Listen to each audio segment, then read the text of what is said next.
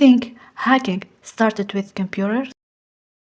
Think again. In 1903, the world's most powerful inventor promised a perfectly secure wireless system. He said it was unhackable, but as the crowd cheered, a secret machine began typing a rhythmic insult. A stage magician had just hijacked the airwaves.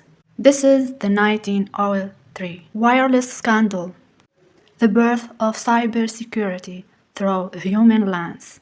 Wasn't just a technical glitch, it was a battle of egos. Today, we are going beyond the wire to expose how an illusionist used psychology to break the world's first network. Welcome to Cybernotiz, where we explore the interdisciplinary side of security. If you want to understand the future of hacking, you have to see where it first went wrong. Guglielmo Marconi was a genius, but he had a fatal flaw.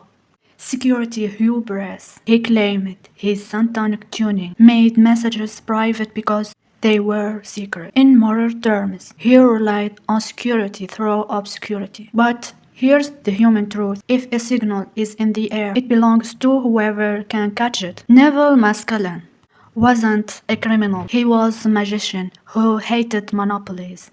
He saw Marconi's unhackable claims as a challenge. He didn't use a laptop. He used a 50-mirror mass and his knowledge of performance. He waited for Marconi's big public demonstration at the Royal Institution.